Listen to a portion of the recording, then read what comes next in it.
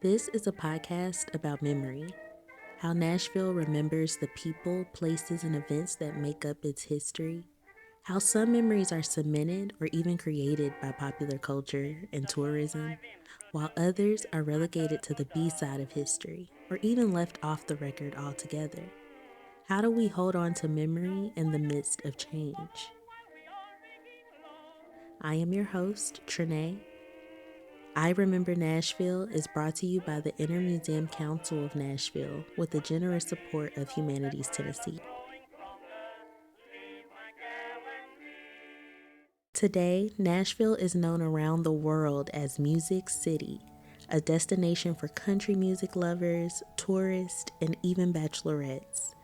Tourism drives our economy, but what about the generations of stories that make up the city's history?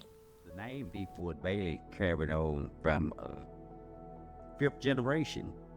And so we're very known here in Nashville and throughout Tennessee. My mom worked downtown, so I remember us coming downtown. It's expanded so much, just the sprawl of it all. When I was a kid, we always talked about how we were a big little town. You would see people all the time. Now it's starting to feel like just kind of a big town. We kind of came into North Nashville and we've been here forever. So how did we get to where we are now? Founded in 1779 as Fort Nashborough, Nashville quickly became a critical trade and transportation hub for the developing South. Throughout the 1800s, the city remained small and mostly rural, but was declared the permanent state capital in 1843. During the Civil War, the city was occupied by both Confederate and Union forces. Most of the states further south from us are completely committed to the Confederacy pretty much across the board with the population. Tennessee, you have East Tennessee, which is much more pro-Union. So, we had a big portion of the state up there that sort of stayed loyal to the Union. But then also at the end of the war, we never really have a formal surrender, where like in Virginia, where Ulysses S. Grant and Robert E. Lee meet and come to these terms. In Tennessee, it just sort of peters out. And guys who were loyal to the Confederate side scatter across and join other armies and things. After the Civil War, we do have not Reconstruction in the state, but you do have this racial dynamic that's going on. Tennessee doesn't necessarily, it goes under a very short Reconstruction. Then they're voted back into the Union. So unlike some other states where federal forces occupied for a long time, it sort of turned back to Tennesseans to determine, and of course we all know a lot of those guys that come right back in power are former Confederates. The people in the South rebelled against their country, which in any other country in the world would be treason. And we don't usually allow treason, people that commit treason, to go back home and to reclaim their property and so forth. But for many, many years, they were able to control the narrative. And I believe that it came as a result of people wanting to move beyond this terrible, terrible event in our history. So what occurs is, oddly, lies become the truth. And not only the truth in the school book, but in public places. During the war, there were etchings of a flourishing city. New businesses were forming, and many jobs were available to support the war. The city became an oasis for people from various backgrounds: businessmen, nomads, escaped slaves, free persons, former soldiers, and many more. I can make a compelling argument that Fort Nibley is like Ellis Island for Black folks, not only in this particular area, but throughout Middle Tennessee, because this is where they come to get their first taste of freedom. Many of them arrive here and they die. That's the first taste of freedom, is to get sick and die. They don't come here with much, but they come here with their culture, right? So how they worshiped, how they thought about education, how they conceptualize what freedom means. And there's a direct link to that, to everything Nashville tries to identify itself as today, as the Athens of the South. I heard somebody call us the Protestant Vatican one time. What else? The It City. But the thing is, we were lying to ourselves, not telling the whole story. We wouldn't be able to say it was the Athens of the South until, but you have Fisk emerged in 1866. You have Roger Williams. You have Walden, and then ultimately Meharry. And in 1912, you have TSU, and I shouldn't forget American Baptist. Once they show up, then you can start saying very seriously that they're Athens of the South.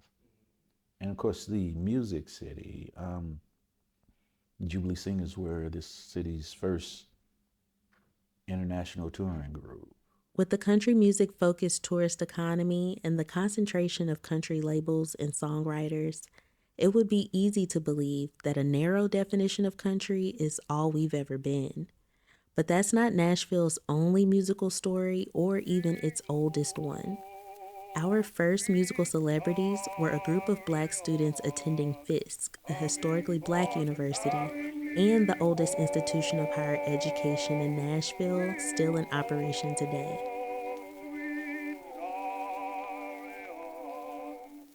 When you look at Fisk University and when the missionaries came in, Black Nashvillians knew what they wanted in terms of education. Why? Because they already had been exposed to and operating, in some cases, these clandestine schools that were educating Blacks. So they had an idea about what type of education they wanted their children to receive or their residents to receive. A concept of a school was thought of in 1865 by members of the American Missionary Association and the Freedmen's Bureau. And collectively they came together understanding that post-emancipation there was a need for education for African American people or recently freed people of African descent. It opened in January of 1866, and since then our school has been the longest established institute of higher education in Nashville. Started off in Civil War Army barracks, hospital barracks. And so very dilapidated, unclean, not a good space for students to learn and get their education. Also not very safe either. The access to Fort Gillem really came through General Clinton B. Fisk, who was the school's namesake, obviously, and was instrumental in making the deal for this land that was owned by a private citizen at that point. And General Clinton obviously had ties with the Freedmen's Bureau, but also the federal government and the state government. And he was able to provide not only support, but also funding monetarily to purchase the land. Nashville would have first became identified by outsiders, by worldwide, really with the Fisk Jubilee singers, really going back to the 1870s when they started going on tours to raise funds for the university, and they were, performing for presidents, performing for Queen Victoria, and it was just, here's this astounding group of musicians that are closely identified with Nashville, and it just starts putting the idea in people's mind that, like, oh wow, Nashville has great singers, great musicians. Fisk could not sustain where it was, but also it needed money to go forward and offer scholarships and do things like that. So the Fisk Jubilee Singers set out on their first tour, and they raised money for our institution to stay open, and then also to purchase the land of the former site of Fort Gillem. And that is where we sit today, on over 40 acres of land. They continued their singing and after saving our school, and were able to build the first permanent structure for the education of African American people in the Southeast, Jubilee Hall.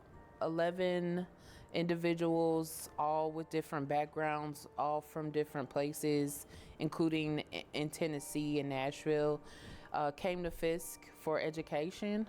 George L. White, who was the treasurer at that time, and also he was the librarian, treasurer, teacher. He was everything at that point.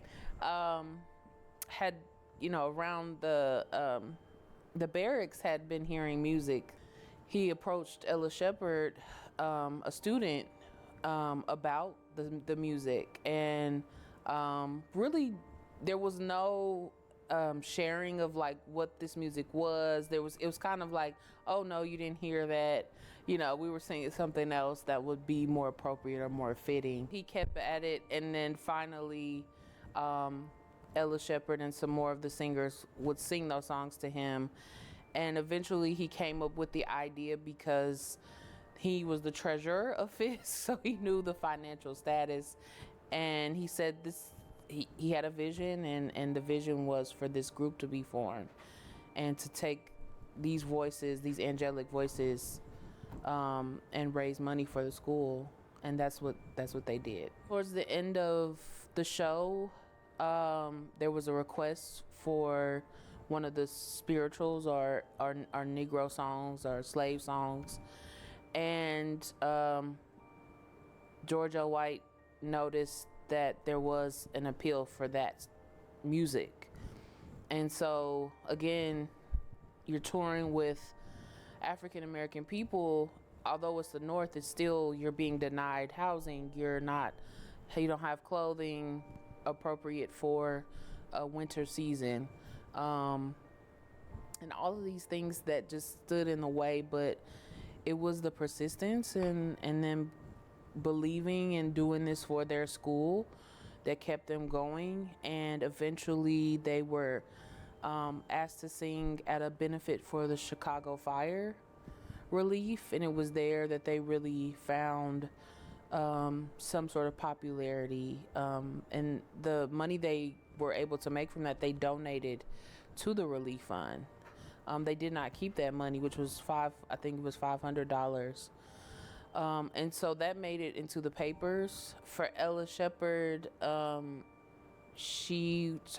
believe she talked about her mother or grandmother singing these songs, and that was the case for a lot of the Jubilee singers. Was they heard other people or their parents or mother, father, were singing these songs. I mean, we obviously can trace it back to Africa, West Africa, and think about what was carried here.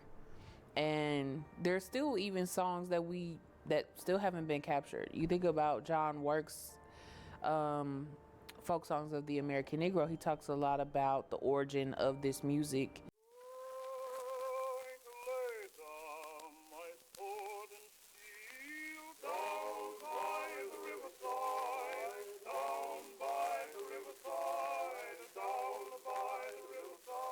Whether the music sounds like the 1871 singers or it doesn't, there's still the same meaning or feeling behind, emotion that is evoked behind the music. We still have students who become members of the Fisk Jubilee Singers every year here at Fisk, and they sing those songs, whether they're the original compositions or they're the compositions of Dr. Paul Kwame or the compositions of Matthew Kennedy or others who have, again, branched off of that tree, that Fisk Jubilee Singers tree. The music still evokes the same emotion and belief. And I think it means more even now because it connects you back to the roots of a time where a lot was, taken away or stolen. The Jubilee Singers were the first to bring international attention to Nashville as a music center and as a destination for higher learning. Today, they continue to educate the nation's top leaders and are a repository for American history and culture. I'm the director of the Fisk Library, the John Hope and Aurelia E. Franklin Library here at Fisk, and it's a position that hasn't had a lot of directors or leaders. I'm only like number 7, I don't know, maybe 6 or 7. But I stand on the shoulders a long line of great librarians, Arna Bontemps, Dr. Jesse Carney Smith, and others who really set the tone for our library here at Fisk. We're a nationally recognized library, and we're also recognized for Black librarianship. You could put us in the top 5 repositories of African American collections, and that happened really by, again, the Fisk Jubilee Singers. They would receive book donations, rare books, and photographs and art and so many different things. People would have it in the closet or somewhere, but it was just like, what do we do with these items? And they bought a curator here named Arturo Schomburg. He came from New York, obviously, well-known bibliophile. And Charles S. Johnson, who was also here, knew him personally. And he came here and immediately knew what should be done with our collection and how to curate it. And there's a story about him going into this, one of the closets, and him finding the Lincoln Bible sort of wrapped up in like cloth. And he's like, what do you mean? Like, this is Abraham Lincoln's Bible. We should have this on display. We should have this in a case. And to this day, we now have it on display and in a case because it is just that valuable or important to this collection. And in 1930, Cravath, what is now known as Cravath Memorial Hall, was the second library, and it was finished on campus, and it included a specific place for the Negro collection. We're a nationally recognized library, and we're also recognized for Black librarianship and helping to lay the foundation for that. And so my job is just continuing that legacy, ensuring that our library is a space for our current students and faculty and staff where they can conduct research, find the resources they need, and also connect to our history in today's world and society of access online and also in person. You have the 30s through the 40s, 50s, 60s.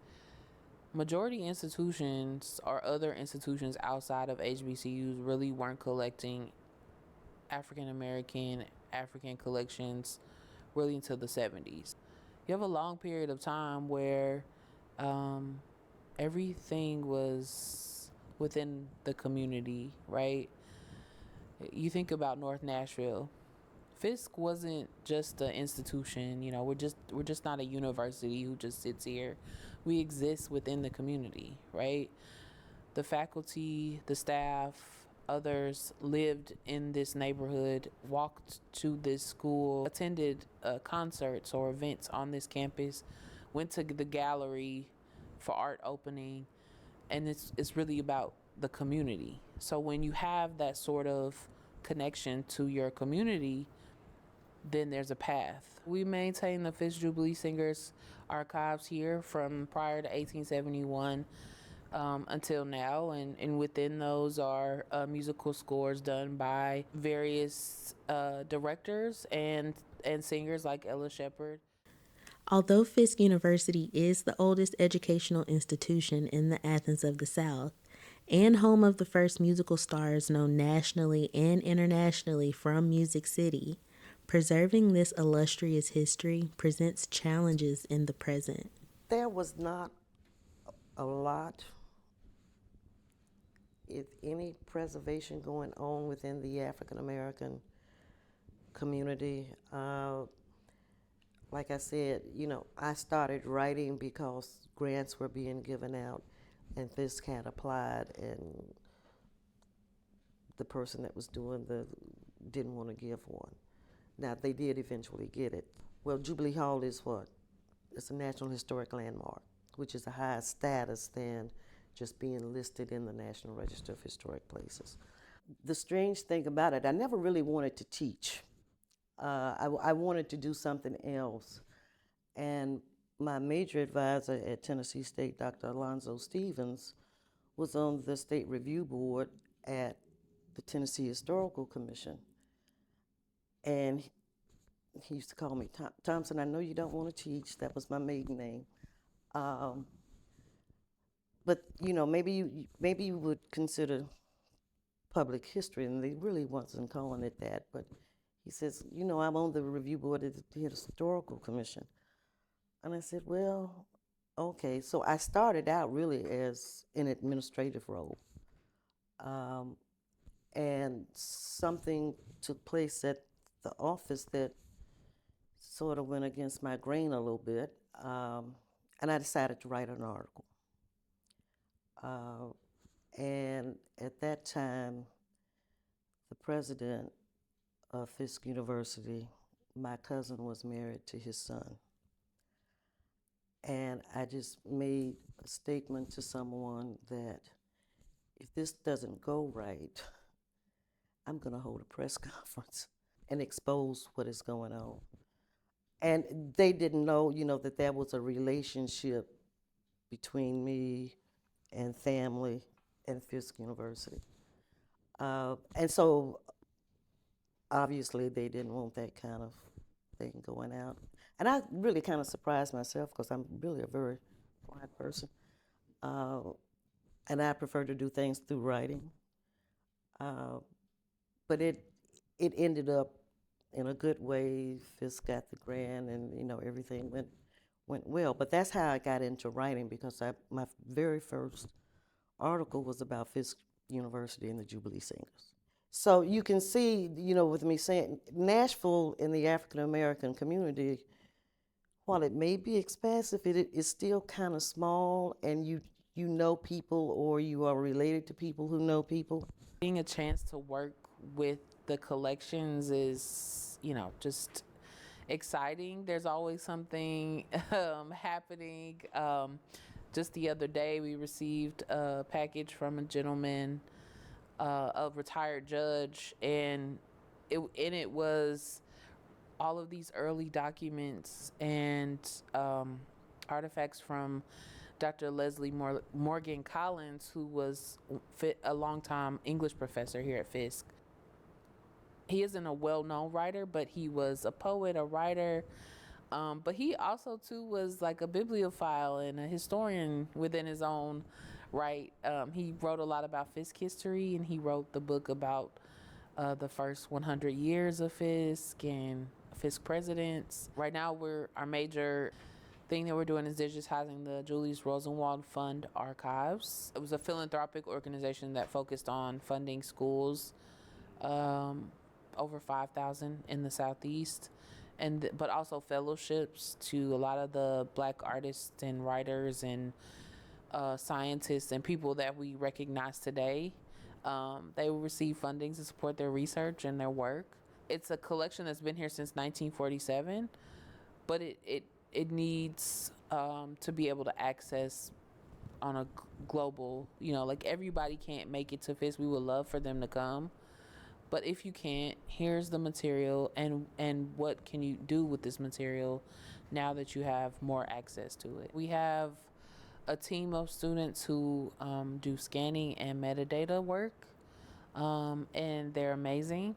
This is a major project, but every day that they work, they come in, they're excited. We worked with the team at Tennessee State Museum. Our team we worked with them for the Rosenwald exhibit, which was a first, and it won't be the last, because it really taught everyone involved what real collaboration and partnership looks like when it's not just about one party or one group, because again, these stories we tell, they involve communities, they involve people. We work, really hard to be the best and the brightest, but the reality is that we do this work on a maybe pennies budget.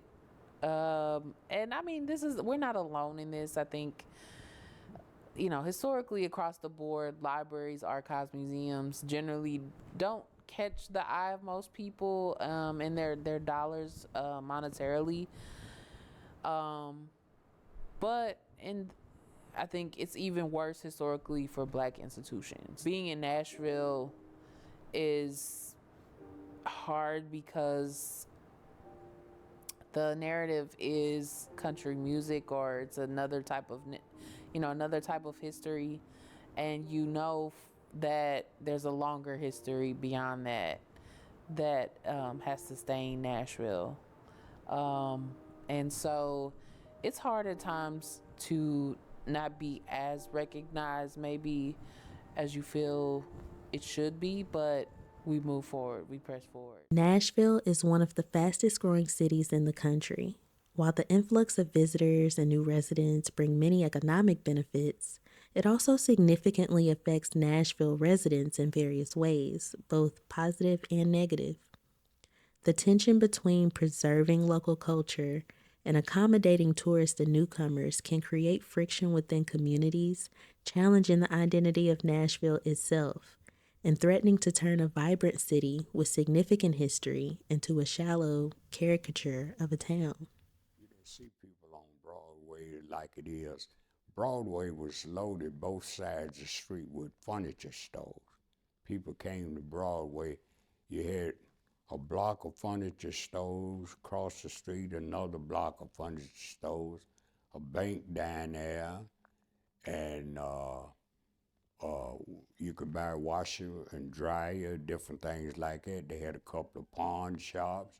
They had a record shop where you could buy country music, and pawn shops, and that was just about it. My family's from Alabama, so every summer we would take a road trip to Montgomery, and we would pass through Nashville.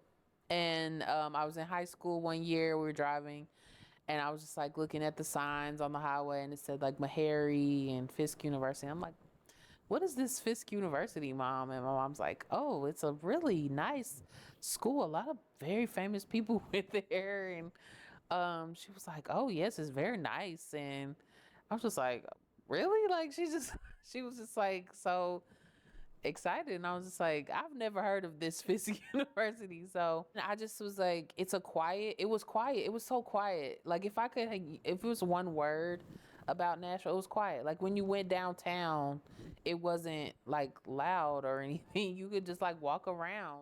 Despite the many difficulties of historic preservation, one way that Fisk University continues its legacy is by keeping up campus traditions.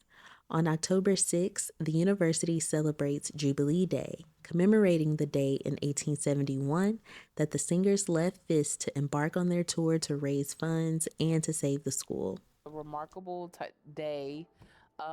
It always feels like powerful. Like, I don't know, it's like always that like something that you can't explain. You feel something, you're excited, and we always have an alumni speaker like Nikki Giovanni or Diane Nash, and it feels like the best day for our campus because everyone comes together to honor the singers and their legacy, and just really remember. We hear from the current Fisk Jubilee singers. It's their first show of the year. So it's always amazing to see who made the team, quote unquote, but and to hear what the director has chosen as, the songs. And then after the service, we lay wreaths at the cemeteries where original singers are buried. So we call that the pilgrimage. And this is a long-standing tradition. The first Jubilee Day was around, I believe, 1883. There used to be a national radio broadcast on Jubilee Day, so all alum were asked to tune in and participate, via radio.